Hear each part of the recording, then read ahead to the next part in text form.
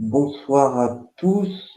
On va pouvoir reprendre le faux départ de tout à l'heure et démarrer notre webinaire, donc webinaire qui s'inscrit dans le cadre de la journée nationale de la reconversion.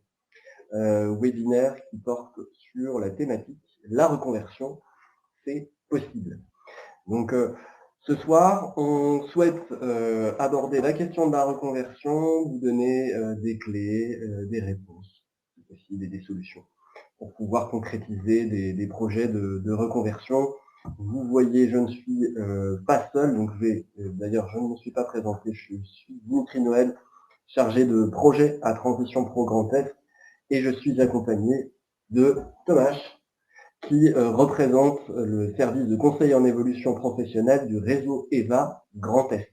Bonsoir. Thomas aura l'occasion justement de nous donner quelques informations sur le service de conseil en évolution professionnelle. Alors pourquoi ce webinaire? Puisque déjà tout simplement la thématique de la reconversion, de la transition professionnelle, de l'évolution professionnelle occupe beaucoup les esprits et les débats. Si on se penche un petit peu sur les chiffres à ce propos quand on interroge les publics, on voit qu'en gros, il y a près de la moitié des personnes qui déclarent que des compétences et leur métier évoluent très rapidement, qui demandent à tous une adaptation rapide et constante.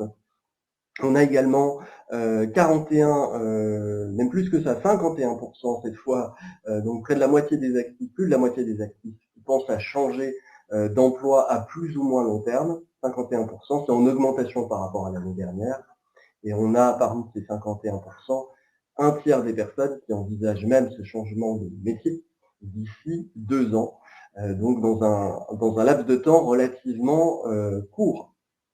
Et puis, je vais citer également une étude qui a été menée par le réseau EVA Grand Est, avec le BIFOP, qui précisait que 65% des actifs envisagent une évolution professionnelle dans les 2 prochaines années. Donc, évolution professionnelle en général, pas nécessairement que reconversion.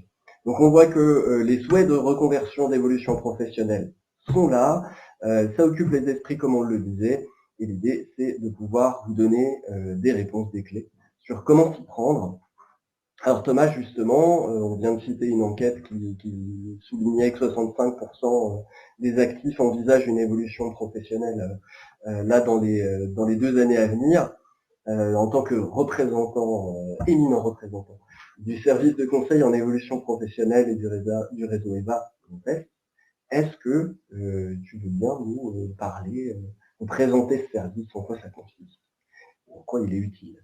Merci Dimitri, merci pour l'invitation et bienvenue à tout le monde à ce webinaire. Donc effectivement, la reconversion, c'est le sujet du jour. C'est vrai, les gens bougent de plus en plus. La situation économique aujourd'hui permet d'envisager ou de réfléchir à une évolution, mais c'est vrai que quand on s'y prend tout seul, ça peut être compliqué. Compliqué pourquoi? Parce que déjà on trouve une multitude d'informations sur Internet, parce que on peut avoir tendance à tourner un rond autour des questions qu'on se pose tout le temps, je change pas. Et c'est pour ces raisons, et plein d'autres aussi, que l'État a souhaité mettre en place un service public qui est gratuit et qui permet à chacun d'envisager et de préparer sereinement une évolution professionnelle ou tout simplement de se poser dans sa carrière, se poser les bonnes questions et réfléchir, est-ce que je bouge pas, est-ce que c'est le bon moment pour moi ou pas un bon moment. Et, ce qui est bien, c'est que ce service public gratuit est accessible à tout le monde, peu importe le statut. Donc, il y a plusieurs opérateurs qui proposent ce qu'on appelle du coup, comme tu as dit, le conseil en évolution professionnelle. En fonction de votre statut, vous pouvez choisir votre opérateur. Soit vous êtes salarié ou indépendant, dans ce cas-là, c'est le réseau EVA un grand qui vous accompagne. Pour les demandeurs d'emploi, c'est Pôle emploi. Pour les cadres, c'est l'APEC. Pour les personnes en situation de handicap où le handicap est un obstacle important à l'emploi, ça va être Cap emploi. Pour les jeunes de moins de 26 ans, ça peut être la mission locale. Mais on trouve très facilement un contact, un centre, un bureau pour avoir un rendez-vous assez rapidement avec un conseiller. Donc le site web, on va en parler à la fin, c'est mon-cep.org. Alors comment ça se passe? Très rapidement, pratiquement un grand test, si vous êtes salarié ou indépendant, nous avons une centaine de conseillers sur à peu près 60 lieux d'accueil. On s'engage à proposer, enfin l'État s'engage à ce qu'on vous propose un rendez-vous sous 10 jours et à moins de 30 km de votre domicile, donc où que vous soyez, vous pouvez être reçu. Le premier rendez-vous, il sert à quoi? Il est un peu long, ça peut surprendre. Pourquoi c'est long? Parce qu'on ne change pas de vie professionnelle ou on passe quand même un tiers de temps au travail, donc autant poser les choses, autant parler de la situation actuelle, qu'est-ce que j'aime bien, qu'est-ce qui me convient, qu'est-ce que je souhaiterais changer, est-ce que j'ai un projet ou pas, et comment je peux arriver à l'avenir souhaité. Alors, on peut se dire, le conseil en évolution professionnelle, c'est chouette pour les gens qui souhaitent se reconvertir, qui ont une idée précise, mais alors pas du tout.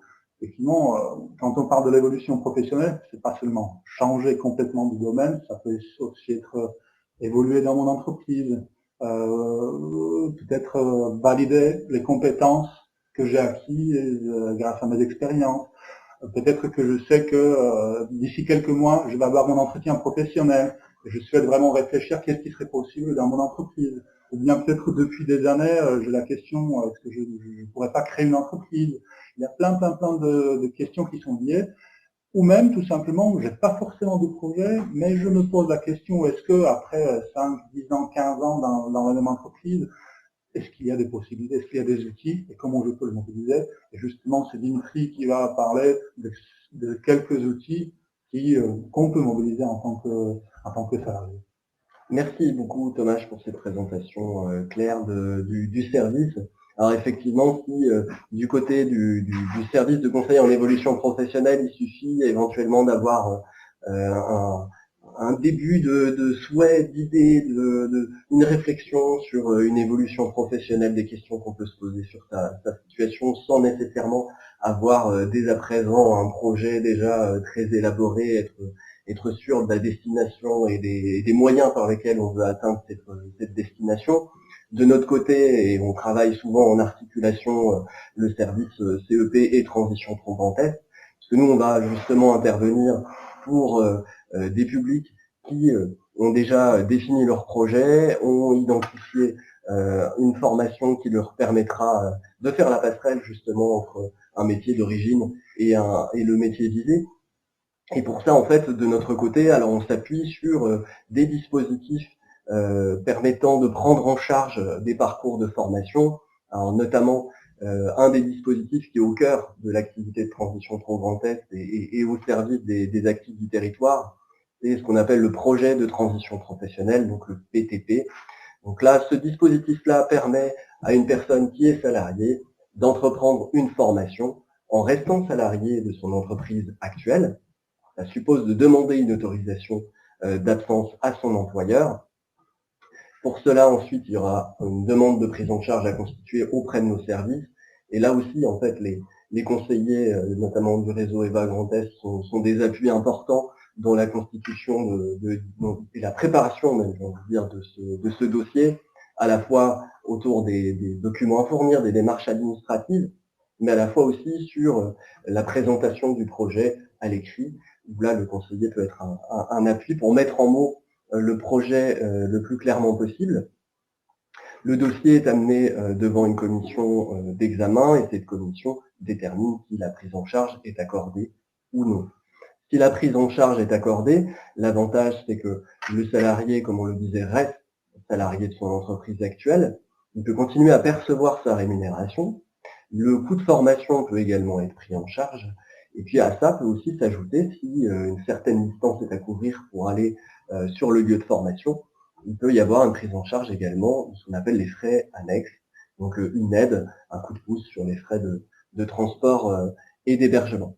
C'est un dispositif qui est ouvert à tout salarié du secteur privé, soit en CDI, en CDD, intérimaire, intermittent du spectacle. Il y a certaines conditions d'ancienneté, alors là on peut également vous renvoyer sur le site internet de Transition Pro Grand Est, donc www.transition au pluriel transitionpro-grandest.fr, où là vous pouvez retrouver toutes les explications sur les dispositifs, les publics concernés, les conditions d'éligibilité et les différentes informations à fournir pour constituer sa demande.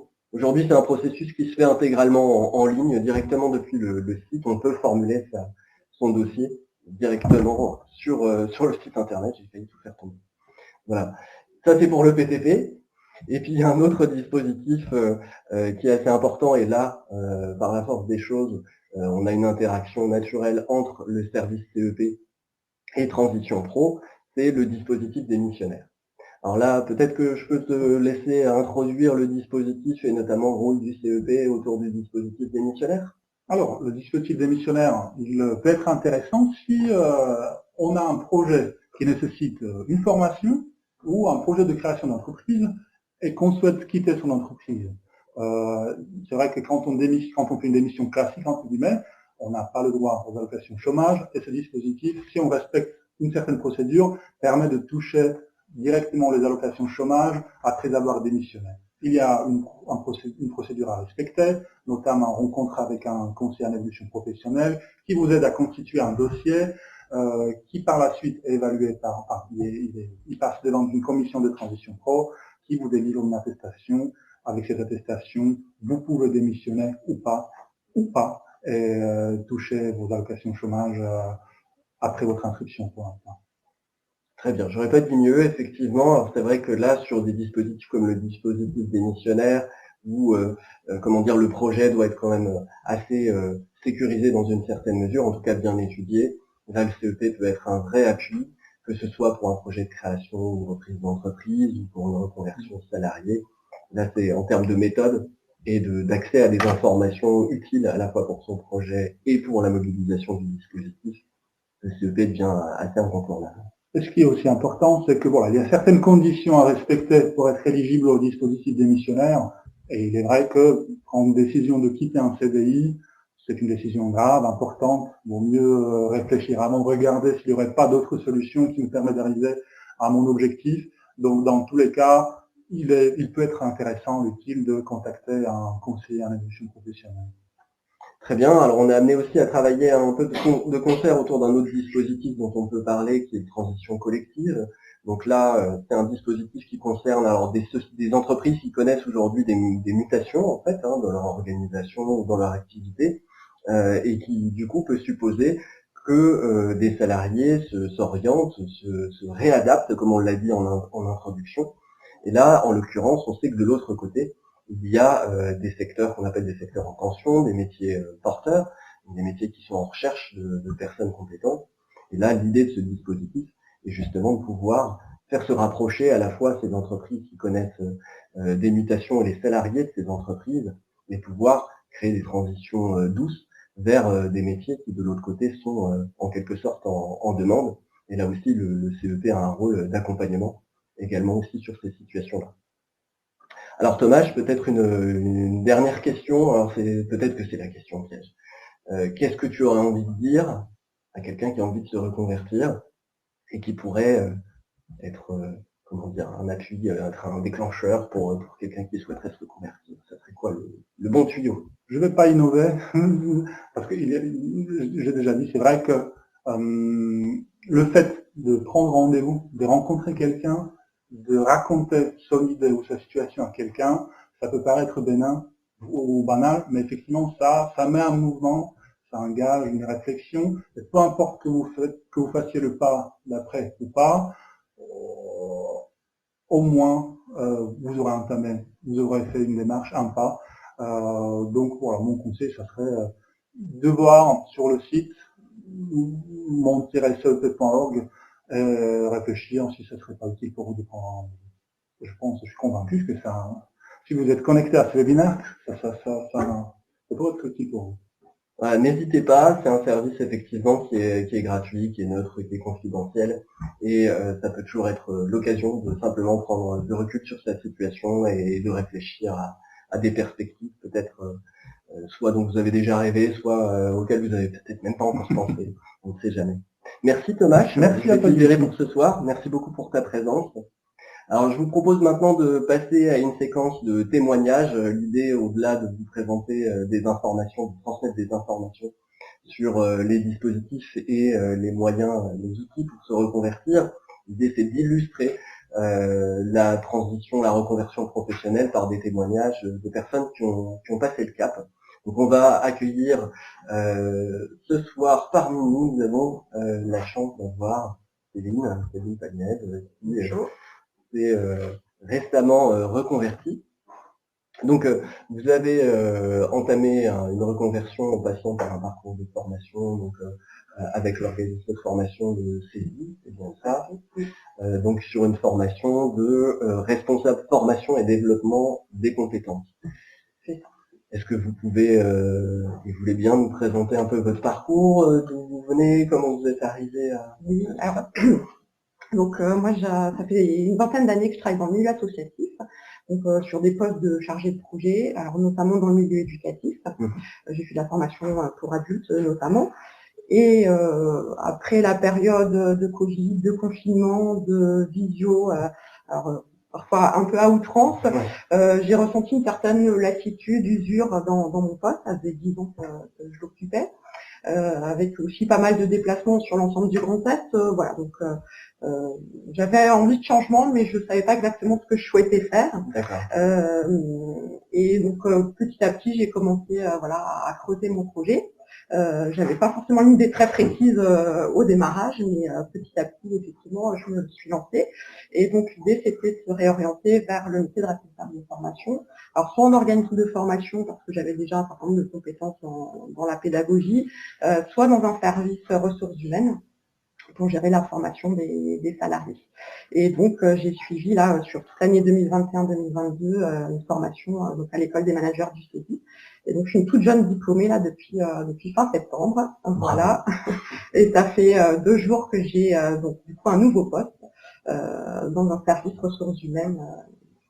Parfait, donc une reconversion qui est déjà bien aboutie. Vous avez passé l'étape, j'ai passé toutes les étapes, voilà. Et là même le nouveau poste vient de débuter. Donc je vous souhaite pleine réussite dans votre nouvelle fonction. Alors vous l'avez évoqué rapidement, mais est-ce qu'il y a dans ce parcours des éléments qui ont pu être déclencheurs, ont pu faciliter aussi peut-être ce parcours de reconversion? Alors vraiment l'élément déclencheur pour moi, ça a été le bilan de compétences, parce que je suis arrivée, je me sentais un peu usée, j'avais l'impression d'avoir perdu certaines compétences, et ce bilan m'a permis vraiment de me dire ok, quand même, ça fait 20 ans que je travaille, j'ai acquis un certain nombre de choses et je vais pouvoir les utiliser pour mon projet. Donc ça, c'était déjà important de se reprendre confiance par rapport à ça. Le bilan de compétences m'a permis aussi de me mettre en mouvement, parce que on se demande toujours est-ce que je prends la bonne décision, est-ce qu'il ne vaut pas mieux que je reste dans mon poste parce que finalement il y a un certain confort. Et le bilan de compétences permet un peu de rêver sur tous les possibles. Et à partir de là, ça permet aussi de creuser toutes les pistes qui sont envisageables, parce qu'il y a plusieurs possibilités. En termes de formation notamment, il y a plusieurs parcours qui existent. Donc, il faut aller creuser aussi auprès des organismes de formation, voir lequel peut le mieux nous convenir par rapport à notre projet. Et ce qui a aussi été très important, c'est de faire des enquêtes métiers, c'est-à-dire d'aller rencontrer des professionnels, de leur expliquer mon parcours, voir en quoi ça pouvait être intéressant, et voir quelles étaient aussi, du coup, les demandes sur la région, parce que l'idée de se reconvertir, c'est aussi derrière d'être sûr de pouvoir trouver un nouvel emploi. Donc c'est aussi vraiment de creuser les besoins des entreprises. D'accord, très bien. Oui, donc à ce que j'entends, il y a eu à la fois ce besoin, entre guillemets, simplement de prendre du recul sur la situation qui aujourd'hui était plus totalement satisfaisante. C'était aussi tout simplement un premier pas qui vous mettait en action pour lutter aussi contre le fait de rester sur ce qu'on est, parce qu'il y a un certain confort aussi derrière. Et puis, ce qu'a pu apporter le bilan de compétences, ce que j'entends aussi à travers ça, c'est un peu la méthode qu'il y a derrière le bilan, qui permet en fait de structurer voilà toutes tes envies et s'assurer que c'est pas juste un coup de tête et de se retrouver à changer sans avoir bien préparé son projet. C'est vraiment important, ça prend du temps, mais je crois que c'est important de le faire. Et puis ça permet aussi d'avoir une écoute attentive, quelqu'un qui renvoie un certain nombre de questions, parce qu'il n'y a pas que la sphère professionnelle, il y a aussi comment on l'articule avec sa vie personnelle, et ça je crois que c'est vraiment une question un peu de société aujourd'hui, et comment on arrive à trouver un équilibre par rapport à tout ça. Quand on se relance aussi dans une formation après 40 ans, bah forcément il faut aussi que la famille suive parce que ça demande un certain nombre voilà, d'exigences de travail personnel le soir, le week-end. Donc, il faut que la famille suive aussi par Oui, rapport bien à ça. sûr. Oui, c'est pas qu'un changement de métier, c'est un Non, changement de vie aussi dans une tout à fait. certaine mesure en général. Et il me semble que vous aviez eu aussi contact justement avec un CEP, peut-être un Oui, bon alors ça bilan. c'était juste à l'issue du bilan de compétences. Voilà, ça a vraiment bien complété parce que du coup ça m'a permis aussi du coup là d'actionner la deuxième étape qui était de déposer un dossier de transition pro. Et là effectivement le conseiller en évolution professionnelle m'a vraiment bien aidé à cerner ce que je devais mettre dans mon dossier et comment voilà très concrètement j'allais pouvoir le remplir. D'accord, donc ça illustre bien ce qu'on disait juste un peu avant. Et pourtant, on n'a pas répété. Qu'est-ce qui aurait pu être mieux dans cette démarche? Est-ce que vous avez identifié des choses où vous vous êtes dit, là, ça aurait peut-être été bienvenu si j'avais eu tel appui ou tel... Oui, alors, non, j'étais bien accompagnée. L'organisme de formation m'a aussi vraiment soutenue pour le montage du dossier. Après, bon, peut-être le regret que je peux avoir, c'est de ne pas avoir contacté en direct Transition Pro. J'ai beaucoup fonctionné par mail et sur la plateforme, mais peut-être que ça aurait été aussi une étape à mettre en place. Voilà. Après, vraiment, c'est essayer d'être entouré un maximum quand on met en place ce projet. Ça me semble important. Très bien, ça anticipe presque justement sur la dernière question que je voulais vous poser, qui était quel conseil, au singulier ou au pluriel, donneriez-vous à quelqu'un qui envisage de se reconvertir? Alors le conseil, moi j'ai vécu ma transition professionnelle un peu comme un voyage. Et un voyage, ça se prépare. Donc on réfléchit à ce qu'on peut mettre dans sa valise, ce qu'on a déjà, peut-être qu'on va acheter, selon du voyage, c'est un peu les compétences qu'on va acquérir au fil du temps. C'est vraiment aussi de prévoir vers où on veut aller, mais de se prévoir aussi des plans B, parce que ça peut ne pas fonctionner. On va aussi faire des rencontres et puis peut-être que notre projet va un petit peu évoluer. Donc voilà, et puis c'est d'essayer, comme quand on voyage, d'être ouvert au maximum, d'être en contact, en formation, on rencontre des formateurs, des professionnels. Ça permet déjà d'avoir un premier réseau, parce que après, la dernière étape, c'est de trouver un emploi. Donc il faut aussi petit à petit se créer son réseau. Voilà. Et puis il faut pas baisser les bras parce que en général quand on démarre, on est très content, il y a l'aspect nouveauté et puis une formation c'est pas évident, donc c'est un petit creux de la vague et puis voilà, après l'idée c'est aussi de rebondir, donc quand on est entouré ça va être pas mal.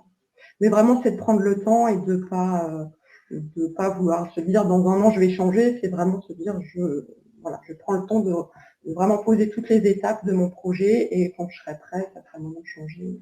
Oui, c'est un processus, c'est important, comme vous le disiez, d'essayer de sécuriser certains aspects, d'essayer d'avoir certaines garanties sur certains aspects, tout en restant ouvert malgré tout à une part d'imprévisibilité, d'incertitude, bonne ou moins bonne, on va dire, pour ne pas dire les choses, pour dire de manière positive. Ok, très bien. Merci beaucoup. Merci à vous pour l'invitation. Avec plaisir. On a un autre témoignage. Alors cette fois-ci, c'est un témoignage qui a été enregistré. Et donc je peux vous libérer. Merci encore pour votre participation et votre témoignage. Nous avons un autre témoignage à vous diffuser cette fois-ci. C'est un témoignage enregistré. Je vais vous lancer la vidéo tout de suite et on se retrouve juste après cette petite vidéo qui dure 5 minutes environ.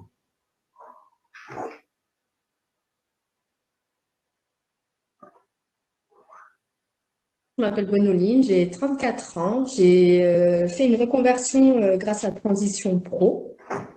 C'était en 2021 pour un CAP AEPE.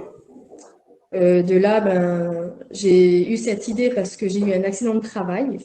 Donc, j'ai eu des problèmes au niveau de la santé suite à ça. J'ai pas pu continuer dans le commerce parce que j'étais préparatrice de commandes. Et du coup, étant immobilisée, on cherche sur Internet des formations, des choses comme ça. Et à force de cliquer sur Internet, je suis tombée sur Transition Pro où tout était expliqué, comment ça fonctionnait avec la CPF. Donc, je me suis dit pourquoi pas. J'ai essayé de cliquer. J'ai mis du temps à remplir le dossier parce qu'il demande énormément de choses. Mais je pense que j'ai mis 2-3 mois à faire mon dossier avec les retours employeurs parce qu'il faut, avec Transition Pro, c'est avec l'employeur qui travaille également. Donc, je gardais mon statut de CDI, donc mon salaire, et je suivais une formation dans un milieu qui me convenait un peu plus. Donc, c'était très bien pour moi. Et en faisant mon dossier, donc j'ai eu contact avec une personne de Transition Pro qui m'a suivi tout au long de la préparation de mon dossier pour savoir s'il allait passer en commission et s'il allait être accepté. Et heureusement, parce que j'avais mis un organisme à la base qui n'était pas fiable. Et j'ai eu un appel de cette personne tout de suite qui m'a dit, qui m'a conseillé de changer d'organisme parce que même eux n'arrivaient pas à les joindre et que si je voulais continuer avec eux, ils n'allaient pas pouvoir valider et donc pas m'aider dans mon changement de carrière. Donc je l'ai écoutée, j'ai échangé, elle m'a aidée, elle m'a envoyé plein d'autres organismes près de chez moi, de mon secteur. Et je la remercierai encore tout le temps parce que grâce à ça, j'ai pu être bien encadrée. Et voilà, j'ai fait cette formation donc juste à côté de chez moi en plus. Alors que quand moi je regardais comme ça moi-même de mon côté, c'était des lieux comme Metz, des grandes villes. Et je ne me voyais pas faire la route. Je suis maman de 2 enfants et ça prend énormément de temps, cette formation. Donc, je ne me voyais pas faire ça. Et grâce à elle, qui m'a envoyé tous ces liens de formation juste à côté de chez moi, j'ai pu me lancer, la faire. Et elle m'a appelé et m'a dit que mon dossier était validé. J'ai commencé cette formation donc avec le Greta également. Donc, bien sûr, j'ai fait du présentiel et du distanciel. Pour moi, c'était très bien, c'était un très bon équilibre. Parce que justement, comme je vous ai dit, je suis maman de 2 enfants et être tout le temps à l'extérieur, pas être vraiment là avec les enfants, c'était compliqué. Alors que quand j'étais en distanciel, j'avais ce moment de cours et mon côté maman. Pour moi, c'était un très bon équilibre. Et, on était très bien encadrés, surtout le long de ma formation. Moi, j'ai eu aucune difficulté, donc j'ai été très à l'aise. Quand j'ai passé mon diplôme, pour moi, c'était facile parce que justement, on est bien encadré par tout le personnel. Tout au long, on ne nous lave pas. Et même après, là, je reçois encore aujourd'hui des messages pour savoir comment je vais, si ça m'a servi, si tout va bien pour moi. Et bah, tout va bien pour moi parce que j'ai eu mon diplôme et j'ai changé de travail. Je suis à Tsem maintenant. Donc, pour moi, c'est super. Et où je travaillais avant, j'en ai parlé, justement de transition pro. Et j'ai 2 anciennes collègues qui ont fait le dossier suite à ça et qui sont partis en formation également, une pour le diplôme d'aide-soignante, qui est suivi aussi par Transition Pro. Donc elle est super contente et c'est une sécurité qu'on n'a pas ailleurs. Et une autre collègue qui est partie sur l'esthétique. Donc voilà, pour moi, c'était tellement bien que j'en ai fait la pub et Transition Pro, c'était vraiment pour moi une sécurité parce que justement, vu qu'ils travaillent avec notre employeur, on a cette sécurité d'emploi et on est très bien suivi. Je me suis jamais sentie en fait seule et pour moi, c'était vraiment très bien et je le recommanderais à tout le monde de faire ça comme ça avec Transition Pro. Faut le faire, faut pas hésiter. Au niveau de ma formation avec le Greta, au niveau de l'accompagnement, pour moi, il a été super, que ce soit le distanciel ou le présentiel, parce que notre formatrice, elle nous a pas lâché du tout. Jusqu'au bout, jusqu'au dernier jour, elle nous a fait répéter, elle nous a fait travailler mais énormément sur nos fiches, elle nous a accompagnés, elle a joué le rôle du jury. Et donc, elle nous a tellement mis en condition. Au final, c'était vraiment très, très simple pour moi. Moi, quand j'ai passé mes oraux, ben, c'était comme si j'étais avec ma formatrice. C'était très facile. Alors, on se retrouve après ce témoignage de Gwendoline sur son parcours de reconversion. Alors, parcours de reconversion qui a été réalisé cette fois-ci avec l'aide du réseau des Greta. Et vous avez vu son nom apparaître à l'écran durant la vidéo. Nous avons ce soir avec nous Thierry Frein. Thierry, je vous propose de vous présenter. Oui, en fait, je suis chargé de mission au niveau du réseau des Greta sur toutes les questions liées à la reconversion professionnelle et le lien avec les transitions pro. Et à ce titre, notamment sur l'académie, ce qu'on appelle l'académie face à la Lorraine, en fait, nous aspirons en fait à mettre en place des formations pour la reconversion des salariés, notamment, peut-être pas la seule activité évidemment, mais c'est le sujet du jour, sur un certain nombre de qualifications, niveau je dirais 3 au niveau 5, si je veux dire. Et donc, le fameux témoignage en question, c'est intéressant par rapport au témoignage précédent. Ça ferait notre regard aussi. Alors quand vous dites niveau 3, niveau 5, peut-être que ça ne parlera pas à tout le monde. D'autant que c'est une nomenclature qui a viré dans le temps, donc pour remettre à niveau sur ce sujet. Donc, puisqu'effectivement, je dirais que le niveau 3, c'est ce qu'on appelle, donc c'est pour le diplôme d'éducation nationale, puisque moi je travaille dans le réseau des Greta qui est sur l'éducation nationale. On a ce qu'on appelle les CAP, qui sont ce type de formation. Les niveaux 3, donc les bacs qui sont niveau 4, les bacs plus 2, on va dire, qui sont niveau 5. On travaille un peu sur cette sphère-là dans le réseau, avec des certifications qui sont reconnues, évidemment, du répertoire national des certifications professionnelles. Mais je ne vais pas vous aboutir de sigles, c'est pas la question ici. La question, c'est d'avoir un titre, une certification reconnue sur le territoire français, et puis de s'assurer de la qualité, effectivement, de la formation visée. Est-ce que vous voyez certaines certifications qui sont plébiscitées ou des évolutions tout simplement aussi au niveau des certifications qui peuvent être demandées par les publics Alors, en fait, oui, alors on est effectivement confronté. Alors, on a fait cette interview, cette candidate qui est malheureusement n'a pas pu se connecter là aujourd'hui. Ça aurait été intéressant d'échanger avec elle parce que c'est toujours plus riche d'avoir quelqu'un qui a intervenu que quelqu'un qui organise. Simplement, ce qu'on peut dire, c'est que par exemple, cette formation est assez emblématique. Ça fait partie des besoins, la petite enfance.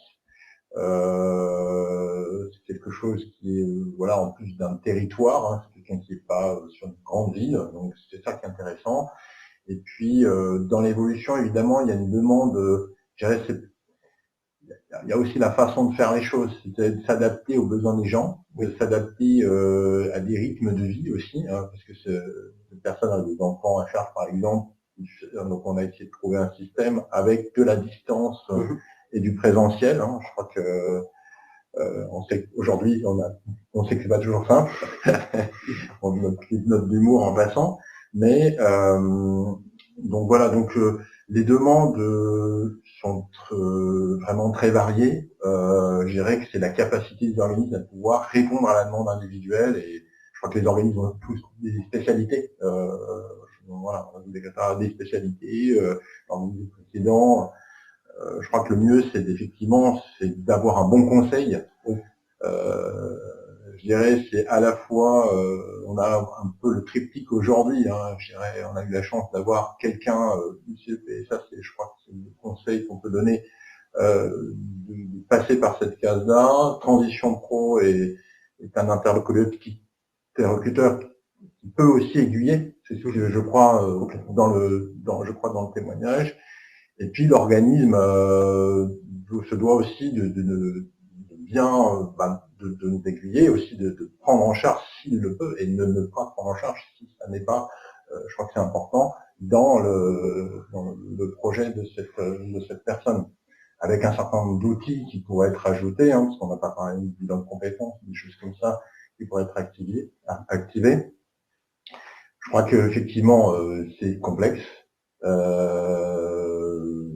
Je crois que le mieux, c'est effectivement de s'adresser à des spécialistes que sont en transition pro, que sont les organismes de formation, avec les conseillers. Moi, je suis conseiller en formation, et essayer de faire en sorte que les gens se repèrent dans le temps et l'espace, puisqu'il y a un temps.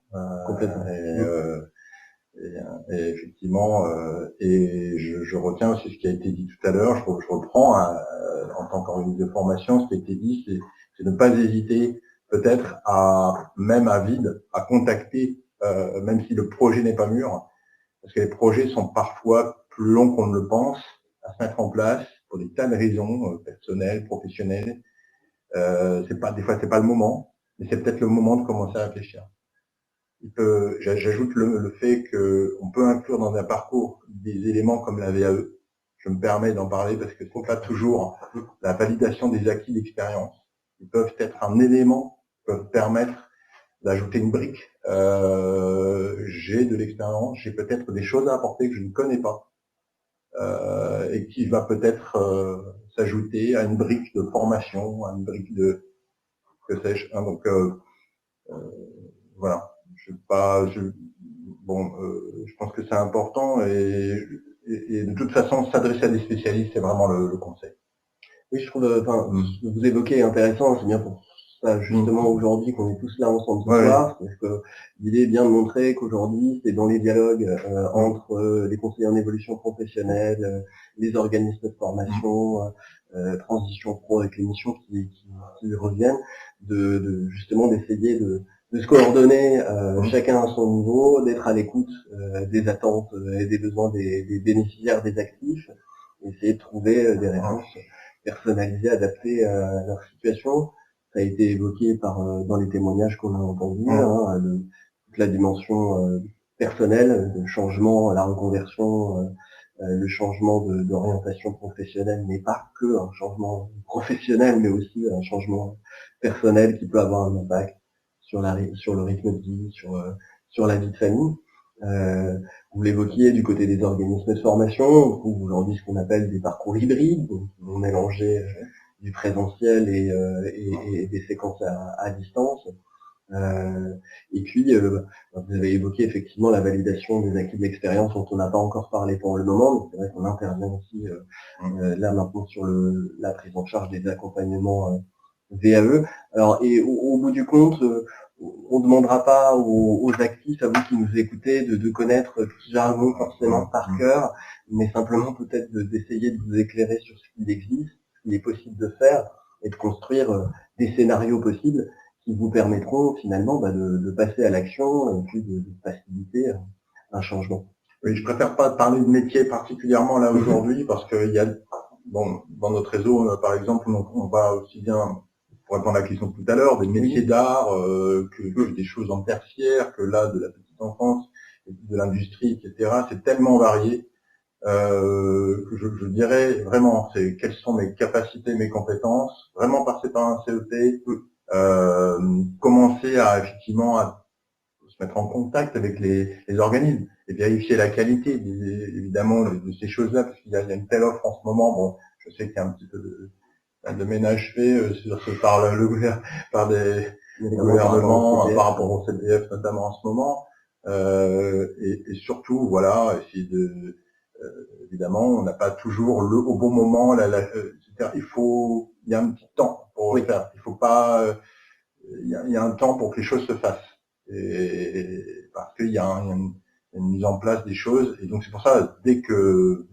voilà, les interlocuteurs ont une idée de peut-être oui, j'aimerais bien, et on l'a vu dans les stats tout à l'heure, qu'il y a un besoin de reconversion, n'hésitez pas, quoi. Je dirais, n'hésitez pas à aller voir des spécialistes, et l'idée d'aujourd'hui, je crois que c'est vraiment de voir que ces spécialistes-là, il y a un échange complètement. Il y a un échange, il y a des essais, parfois c'est pas le moment, tout à l'heure je regardais des dossiers, hop, c'est repoussé, c'est pas forcément, il faut le retravailler, je crois que, mais au bout du compte, on est là vraiment pour que, on sait que c'est un sujet très très important en ce moment, et cette journée est vraiment importante. Oui, voilà, on le voit bien, il y a des parcours qui se construisent chemin faisant, et puis ce que vous évoquiez aussi, c'est ce qu'on peut observer souvent lorsque les bénéficiaires qui ont recours à des services de conseil et d'accompagnement qui se rapprochent des organismes de formation, c'est que c'est aussi l'occasion souvent de découvrir potentiellement des opportunités, des pistes d'orientation professionnelle, d'évolution, des idées de métier qui n'avaient pas forcément aussi à l'origine, peut-être des idées par rapport au sens qu'ils veulent donner à leur vie professionnelle ou aux valeurs qu'ils vont transmettre à travers leur activité professionnelle, sans toujours avoir l'étiquette métier en tête qui correspond à tout ça, et souvent le contact avec la sphère des professionnels de la formation, du conseil, de l'accompagnement, ça permet justement de découvrir de nouveaux horizons auxquels on n'aurait peut-être pas pensé. Tout à fait. Parfois, on découvre des métiers auxquels on ne pensait pas. Et puis, je voulais ajouter simplement que, voilà, je crois qu'on est tous là pour essayer de sécuriser justement tout cela et essayer de sécuriser le plus possible quelque chose qu'il faut le reconnaître. C'est un changement de vie, changer d'orientation. C'est pas toujours simple. C'est un pas qu'il faut passer et on est vraiment là pour, voilà, je crois qu'on est là pour aider. Il faut surtout pas faut pas trop chercher, faut vraiment s'appuyer sur les spécialistes à un moment donné parce que on peut se perdre aussi dans cette affaire. Hein. Complètement, c'est vaste. Et vraiment, le symbole d'aujourd'hui, ça me paraît important de repérer tous ces spécialistes. Et après, je crois que ce soit qu'on commence à avoir un CEP ou qu'on commence à contacter les transitions pro ou un organisme, je crois que finalement, même s'il y a une sorte de circuit qui va se mettre en place, ça n'est pas grave. Si vous faites la démarche, on vous aiguillera. C'est le message que je voudrais faire passer, j'espère. Je pense qu'on partage. Complètement, je n'aurais pas dit mieux, et effectivement, c'est bien un témoignage de l'engagement des professionnels pour les actifs, là en l'occurrence les actifs de notre territoire en Grand Est. C'est un beau message, et c'est bien pour ça effectivement que toute cette journée a été organisée. Alors je jette un œil là sur le chat puisqu'on arrive à la fin de notre webinaire. Et je vois, alors en l'occurrence, est-ce qu'un diplôme universitaire peut rentrer dans le cadre de transition pro? Alors en l'occurrence, tous les diplômes, vous l'avez évoqué Thierry, tous les diplômes qui sont reconnus par l'État, donc en l'occurrence qui sont inscrits au répertoire national des certifications professionnelles, donc au RNCP, peuvent rentrer dans le cadre d'un projet de transition professionnelle. Donc là, je vous renvoie vers le RNCP. Vous pouvez vous rapprocher d'un organisme de formation ou d'un conseiller CEP si vous souhaitez y voir plus clair sur ce point-là. Donc des diplômes universitaires, oui, c'est possible s'ils sont inscrits au répertoire national des certifications professionnelles. Et puis il y a une précision à cette question, c'est y compris un diplôme universitaire non dispensé en Grand Est. Oui, alors toujours avec cette condition qu'il faut que le diplôme universitaire soit inscrit au RNCP, la formation peut être réalisée partout sur le territoire, si vous le souhaitez, et si éventuellement ce diplôme n'existe pas dans la région proche, il est possible de demander une prise en charge dans le cadre d'un PTP pour une formation qui se fait hors du Grand Est. Ça pose aucun souci à ce niveau-là. Je crois qu'il faut soit habiter, soit travailler dans la zone du transition pro, c'est bien ça. Hein. Alors ça permet effectivement de savoir à quelle s'adresser aux bons transitions pro. Voilà, c'est ça. Donc vous pouvez vous adresser aux transitions pro de votre lieu d'habitation ou de votre lieu de travail, qui sont différents. Après, effectivement, la formation peut se faire sur là où vous le souhaitez sur le territoire. Sans souci. Alors, je vois une autre question sur la transition pro. J'ai vu que l'on pouvait réaliser un master en PTP, mais il manque une licence pour entrer en master. Le PTP peut-il financer les 3 années et donc 2 diplômes de 2 niveaux différents successifs? Alors là, bon, la réponse est simple. Le projet de transition professionnelle, le dispositif du PTP ne permet finalement de financer qu'une seule année pour un diplôme, un dossier, une année maximum et une certification, donc un diplôme. Après, il n'est pas impossible parfois de formuler plusieurs demandes de PTP, mais à ce niveau-là, il faut faire attention parce qu'il y a des carences entre 2 périodes de projet de transition professionnelle. Après, en l'occurrence, petite information un petit peu plus précise, Si vous souhaitez rentrer en master et que vous n'avez pas forcément encore une licence en poche, vous pouvez éventuellement vous rapprocher des services universitaires pour solliciter ce qu'on appelle une VAP, une validation des acquis professionnels. C'est différent de la VAE qu'on évoquait, hein, une démarche qui est comment dire, un peu moins exigeante, on va dire, qu'une VAE. Mais le principe de la VAP, c'est que la VAP elle-même ne vous permettrait pas d'obtenir une licence, mais en quelque sorte, elle vous permet d'accéder à un diplôme de niveau supérieur, en l'occurrence un master, même si vous n'avez pas forcément le niveau prérequis, c'est-à-dire si vous n'avez pas de licence en poche. Si par exemple vous avez un bac+2 et déjà une expérience professionnelle en poche, l'université peut en quelque sorte vous autoriser à accéder au master, même si vous n'avez pas la licence en poche. Mais là aussi, autour de ces questions-là, ça peut être une bonne chose de se rapprocher des services de l'organisme de formation ou tout simplement d'un conseiller en évolution professionnelle qui peut, avec vous, voir comment construire le parcours, hein, VAE, VAP, reprise de formation, et puis voir quels sont les dispositifs de financement qui permettent éventuellement de prendre en charge des parcours de formation en plusieurs étapes, puisqu'il n'y a pas que le PTP, le dispositif démissionnaire ou le CPF comme on l'a évoqué. Il peut y avoir bien d'autres solutions pour prendre en charge des parcours de formation. Alors, on a encore un tout petit peu de temps devant nous, je crois. Alors, bonsoir, peut-on faire plusieurs dossiers dans le cas où le métier choisi est lié à un concours? Alors, si vous êtes sur un parcours de formation qui suppose une admission, c'est-à-dire le passage d'un concours, vous pouvez très bien constituer une demande, même si vous n'avez pas encore le résultat d'admission.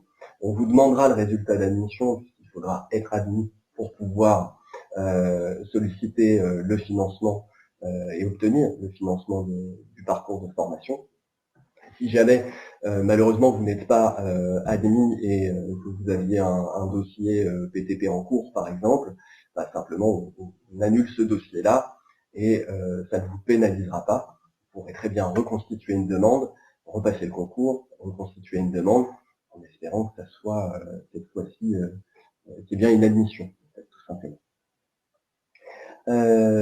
Est-il possible de financer un bloc de compétences? Oui, tout à fait. En fait, hein, le projet de transition professionnelle peut très bien financer une certification dans sa globalité, donc tout un parcours qui vous mène à une certification, ou si justement ce diplôme est découpé en blocs de compétences, il est tout à fait possible de demander la prise en charge d'un ou de plusieurs blocs de compétences d'une formation qui est certifiante, donc qui vous permet d'obtenir un diplôme inscrit au RNCP.